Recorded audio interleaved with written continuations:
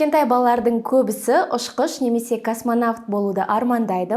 Сол үшін бүгін біз осы мамандық жайлы айтуды жөн көрдік, яғни әуе көлігі және технологиялары білім беру тобы жайлы айтатын боламыз. Негізінде әуе көлігі қызметкерлері ұшу кезінде жолаушылардың қауіпсіздігін қамтамасыз ете отырып, жолаушының уақытын тиімді өткізу үшін барлық қолайлы жағдайларды ойластырумен айналысады. Қазіргі таңда бұл мамандық сұранысқа ие, себебі өздерің білесіңдер, саяхаттау кезінде маңызды рөл атқарады. Және де егерде біреу жұмыс барысымен срочно командировкаға шығуы керек болса, онда бірден ұшақтың көмегіне жүгіне алады. Негізінде әуе көлігі және технологиялары білім беру тобында екі мамандық бар. Олар авиациялық техника және технологиялары және ғарыш техникасы мен технологиялары. Әр қайсына жеке-жеке тоқтала кетейік. Авиациялық техника және технологиялар мамандығы самолет, вертолет секілді әуе көліктерінің ерекшеліктерін үйретеді және әуе көліктерінің техникалық заттары мен жабдықтарын, қалай жұмыс жасайды, соның барлығын үйретеді. Ал ғарыш техникасы мен технологиялар мамандығы аты айтып тұрғандай, ғарыштық техника мен құрылғыларды үйретеді, олардың қалай жұмыс жасауын үйретеді. Ал енді авиация туралы қызықты фактерді айтып өтейін. Әлем халқының 5% ұшақпен ұшады екен.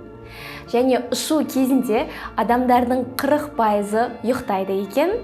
Boeing 747 ұшақтары айына 75 мың рейсті жасайды екен. Және түнгі қону кезінде, яғни ночная посадка кезінде жарық арнайы өшіріледі екен, себебі жолаушылардың көздерін қараңғылыққа үйрету үшін. Бұл мамандықты бітіріп шыққан түлектер әуе компанияларда, диспетчерлік пункттарда, ұшақтарды қамтамасыз ететін фирмаларда пилот, диспетчер, инженер, стюард, стюардесса болып жұмыс жасай алады. Ал енді әуе көлігінің қызметкеріне қажет қабілеттер мен қасиеттер жайлы айтып өтейін. Ол бірінші, ағылшын тілінің деңгейі кем дегенде интермедиат болу керек. Ол дегеніміз IELTS-тағы балы 5,5-тен жоғары болу керек. Стресске төзімді болу керек және күшті психика болу керек, себебі олар түрлі сынақтардан өтеді. Қазақ, орыс, ағылшын тілінде сөйлей алу керек, техника және жабдықтармен жұмыс жасай алу керек және шұғыл медициналық көмек көрсете алу керек. Ал енді бұл мамандықтың артықшылықтары мен кемшіліктері жайлы айтып өтейін.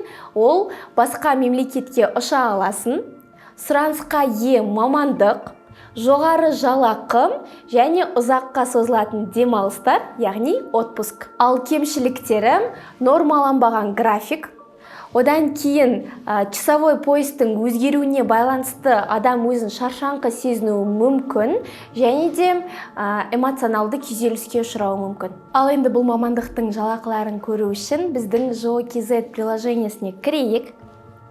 Мамандықтар бөліміне өтеміз және әуе көлігі және технологиялар мамандығын таңдап сала жалақыларын басамыз.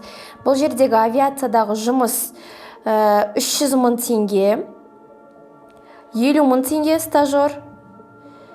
Келесіне кірейік. Жол серік, бортпроводник.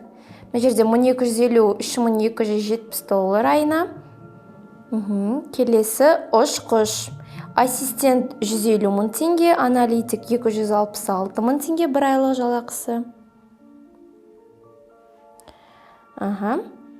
Жалпы жалақылары осындай орташа болып келеді екен. Әуе көлігі және технологиялары білім беру тобының бейінді пәндері физика және математика, ал бұл білім беру тобының коды B067. 2021 жылы бұл мамандыққа 240 грант бөлінді, ал грантқа ең соңғы оқушы 69 балмен түсті. Авиациялық техника және технологиялар мамандығын елімізде бір университетте оқытадым, ал ғарыш техникасы мен технологиялары мамандығын елімізде 4 университетте оқытадым. Бұл университеттер жайлы толық ақпаратты біздің JOKZ приложениесінен көре аласың. Сау бол!